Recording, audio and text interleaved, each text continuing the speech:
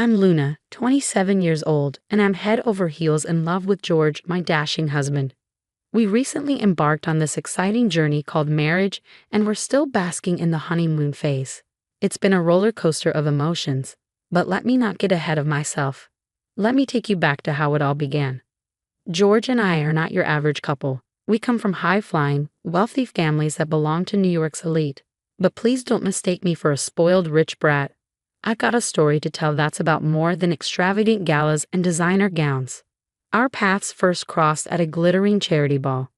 Picture a grand ballroom adorned with chandeliers that could make stars jealous, guests dressed to the nines, and a tower of champagne flowing like a river. George, my tall, dashing beau, caught my eye from across the room. It was like a fairy tale. We got to know each other and fell head over heels in love. We had many similarities but were also quite different, especially in how we were raised. My parents always showered me with love, attention, and life advice. George's family, on the other hand, spoke a different language: money. His nanny practically raised him, and his parents missed more milestones than I'd had hot dinners. But I'm not one to judge. Love can overcome a lot, right? Fast forward to our engagement day. George, being the smooth operator he is, whisked me away on a private jet to a secluded island. Imagine the sun setting, painting the sky with shades of orange and pink, George down on one knee with a ring. Of course I said yes immediately. Our parents finally met, and it was like watching two worlds collide. At least they were polite to each other. Before we knew it, our wedding day was fast approaching. My fabulous bestie Cassie, my maid of honor, was a lifesaver, helping me tackle all the wedding prep madness.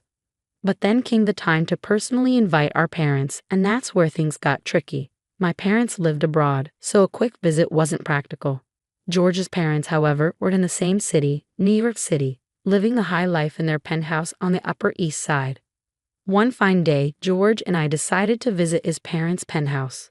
His dad, the business tycoon, was away on some important deal, so it was just us and his mom, Diana. Meeting Diana was always an adventure. She was a complex character, and I never quite knew where I stood with her. We had only met a couple of times before, and she hadn't been particularly nice to me. "Hi, Mom. It's been a while. How have you been?" George greeted her. "George, honey, and Luna. Nice of you to drop by." "I've been well, thank you. I brought your favorite macarons from that bakery downtown. Oh, and here's the wedding invitation. We know it's a formality since you'll obviously be coming, but we wanted you to have one." "Of the wedding, right?" she said, opening the invitation. "Is it on October 14th? "Yes, Mom. We're so excited." "Excited. I would love to come, but I'm sorry, I can't. I've had a trip to Florence planned for months. Flights, hotel bookings, the works. You get it, right? I can't bail out on a girl's trip, you know." "Mom, it's our big day. It would mean so much to us if you could be there." "George, I love you, but this trip is non-negotiable. We've missed other important events, like your graduation, and everything turned out fine." "Mom, it did, but we're talking about my wedding year. I'm your only child." I thought. "Yeah, I was so excited to have you there as well. You are my family too," I added. "Luna, please, this is not about you. It's about my plans, my life. I can't shuffle everything around for your wedding. Weddings are not really my thing. All that fuss, not my cup of tea. But I do wish you both happiness. Mom, can't you reconsider?" George pleaded. "I've made up my mind, George. I'm sorry. I hope you understand. I have always made it up to you, haven't I?" "Yeah, Mom, you have.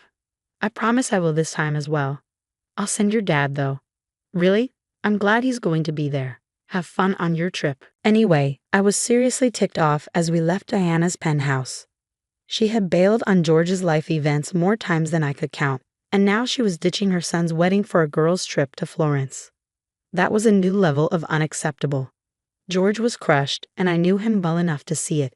He had been looking forward to having his family around for our big day, and her last-minute change of plans had shattered his excitement. Having known George for a long time, it was clear that his mom had always been a major letdown.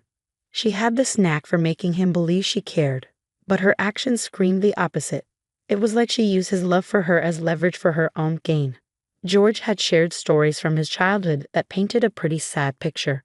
From what he told me, she had manipulated him into thinking she was a caring mom, only to let him down over and over. I couldn't help but feel protective of George, knowing how deeply she'd hurt him. I wanted to make this day perfect for him. Later that night, after George finally fell asleep, I made a special phone call to Diana. "Luna, why on earth are you calling me at this hour?" she answered. "I called you because I wanted to personally invite you to our wedding. I am begging you, please be there for George. He has opened up to me several times about how he has felt let down by your absence in his life. He had that same look on his face today." "Oh wait, so now you're going to tell me what I did wrong while raising my son. Who do you think you are?" she snapped. "No ma'am, that's not what I meant. I just thought being at the wedding would mean a lot to him. I'm not here to blame you or change the past. I just wanted to extend an invitation. First of all, stop calling me mom. Let alone a daughter-in-law. I can never even consider you a part of our family. I never even liked you. You are nothing compared to my son. He's handsome and smart, and you are, let's just say, you are not the brightest bulb in the box. I don't know how this happened. I love him, and he loves me. We're building our own life together, and we're happy. Oh, how touching. Love conquers all, right? Well, good luck with that fairy tale, Luna, because you'll be needing it." "What do you mean?" "Have your little wedding, Luna, but remember, you will always be an outsider in our family. You don't know what you're getting into. If you continue down this path, you will regret it, and there will be consequences. I'm willing to face whatever comes my way. Suit yourself, darling. Bye-bye." By then, I had pretty much given up on trying to patch things up with Diana. Her outright hostility was like nothing I had ever encountered. So I decided to keep our conversation to myself. No point in adding to George's pre-wedding jitters, right? I just played nice and pretended everything was all right. Over the next month, wedding preparations continued and it felt, well, kind of weird. I could relate to those people who had to bite their tongues and put on a happy face even when they felt like screaming. It was like navigating uncharted territory where emotions simmered beneath the surface. We had to keep them locked up. Finally, the big day arrived and we had our rehearsal dinner. We had booked an entire hotel for the week, so all our guests were staying there. Our rehearsal dinner and wedding ceremony were also held at the same hotel. Diana's absence was conspicuous, and I could feel the tension in the room. After all, it was supposed to be the groom and his parents who hosted the rehearsal dinner. Even though George's dad was there, people were exchanging puzzled glances, wondering why George's mother was missing on such an important occasion. But then Diana made her special appearance. I could not believe my eyes. Wasn't she supposed to be sipping wine in Florence? Yet there she was, striding up to George and me. Wow, isn't this a picture-perfect couple? Almost makes me believe in fairy tales. "Mom, what are you doing here? Weren't you supposed to be in Florence?" George asked, clearly surprised. "Well, I have to leave tomorrow morning, George. I'm sorry I won't be there for the wedding, but I couldn't possibly miss your rehearsal dinner while I was still here in the Big Apple. It's such a special occasion, after all." "Yes, it's great to have you here, Mom. This is Luna's best friend, Casey. Casey, this is my mother, Diana." "Nice to meet you, Diana," Casey said, trying to sound polite. Likewise, Diana replied, her tone chilly. "So, have you had a chance to explore the hotel? It's quite luxurious." "Oh, I have seen my fair share of luxury, Casey. This place is nothing special. By the way, George, can we talk for a moment?" "Luna, Casey, would you excuse us?" George and Diana walked a few steps away, leaving Casey and me standing awkwardly. "Your mother-in-law seems challenging," Casey remarked. "You have no idea, Casey. I don't even know what she's doing here," I replied, feeling the tension in my shoulders. Diana eventually left the hall, and I quickly asked George, "Where did she go?" "Oh, she needed to freshen up, so I gave her our room key," he replied. That freshening up came at a huge price. The next morning, the day of the wedding, was supposed to be all happiness and excitement. Instead, it felt like a scene from a disaster movie. My dreamy Vivienne Westwood wedding gown had vanished into thin air. I turned our suite upside down, hoping I would find it hiding somewhere. But no luck. Tears started flowing as I realized the horror of it all. My wedding dress had disappeared on the biggest day of my life. I had nothing to wear. Could anything be worse? I called my folks, who were just in the next suite, and told them everything. They promised to rush over and help. A text to George had to suffice, but it would be ages before he could check it. thanks to the whole no seeing each other before the ceremony rule. Casey stepped in, suggesting we hit the nearest bridal shop and grab whatever white dress was available. It wasn't my dream dress, but it was better than nothing.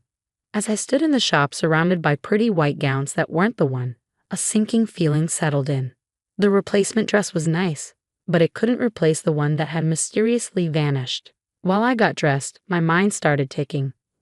Deanna, my not-so-loving mother-in-law, had paid a visit the night before. I knew she didn't exactly adore me, and the idea struck me like a lightning bolt. Could she be behind the disappearing dress? It sounded just like something Diana would do, a parting shot before my big day. I couldn't prove it, but it was all too suspicious. One minute the dress was hanging there, and the next it was nowhere to be found. Diana was the only one who had been alone in our suite. I made a phone call to Diana. "I was waiting for you to call, Luna," she answered, her voice dripping with false sweetness. "What on earth did you do, Diana? Are you completely out of your mind?" "I did what I could to put a stop to this wedding." "You're absolutely crazy. Do you realize how mad George is going to be when he finds out about this?" "George can't marry you, Luna. I will not allow it." "George is going to marry me today, Diana, no matter what you do. Nothing can change that." "This was just my first attempt, Luna. Be prepared." "You keep saying that, Diana, but it will not make a difference. I must have done something right for George to choose me. I cannot believe he is marrying a woman like you." "Well, believe it because it's happening today. Now, if you'll excuse me, I have a wedding to attend." Despite Diana's ridiculous antics, nothing could ruin our joy. Our wedding was like a fairy tale. Seriously, everything was perfect. Flowers were everywhere. George looked dashing, and I walked down the aisle in the last-minute gown that, I must admit, looked pretty darn amazing.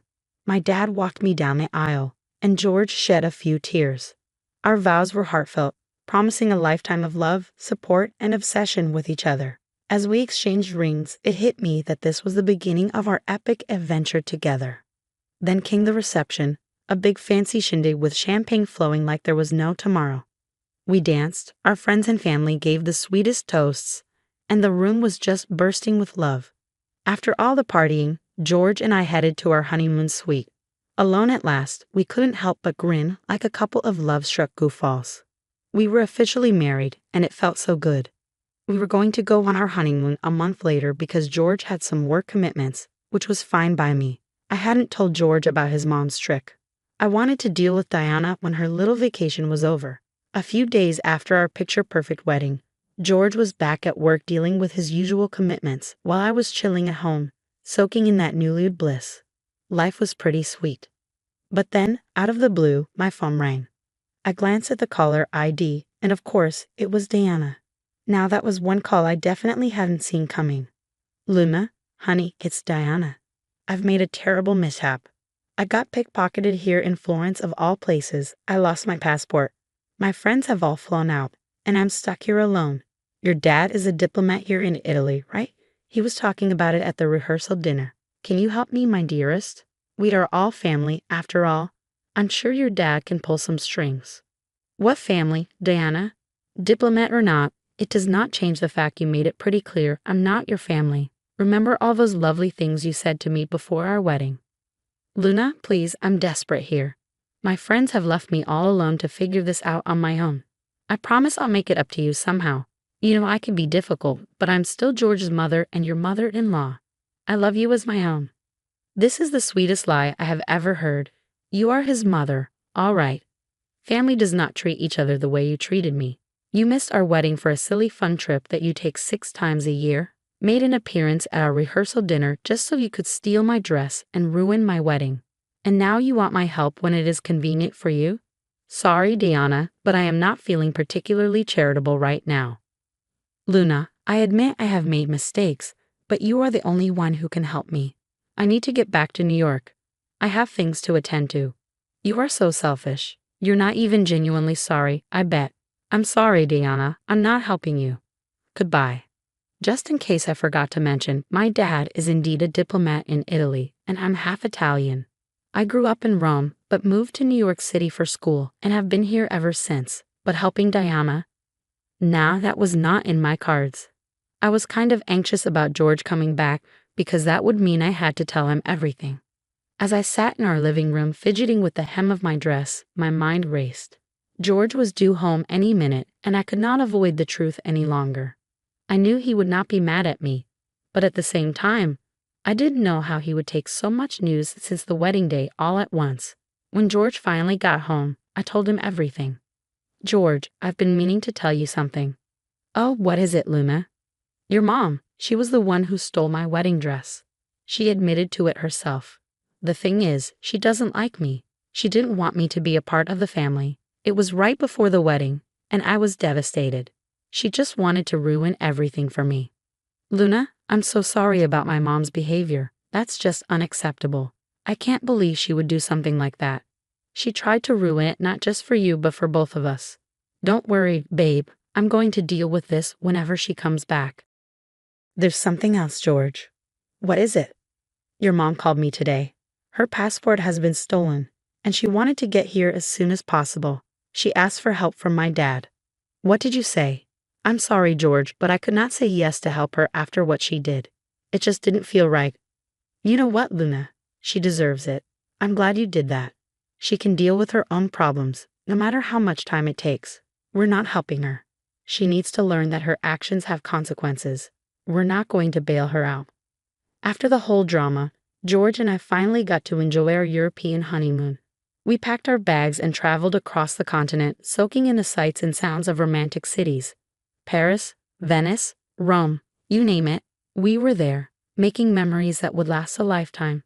We even visited my parents in Rome. It was a sweet treat. One day, while sipping coffee at a cute cafe in Paris, we got a text from George's dad. It was a message from Diana. She was texting from her husband's phone. She had miraculously made it back home after 2 months. Talk about good timing. George had a good laugh about it, and honestly, we couldn't care less. When we got back home, Diana tried to reach out, hoping for reconciliation, but George and I were like, thanks, but no thanks. We stuck to our guns and focused on our own happiness. We decided it was best to keep our distance. 4 months into our married life, and here we are, stronger than ever. George and I have become quite the dynamic duo. We've grown, cried, laughed, and supported each other through thick and thin. Our love story is not some fairy tale. It's real, it's messy, and it's uniquely ours.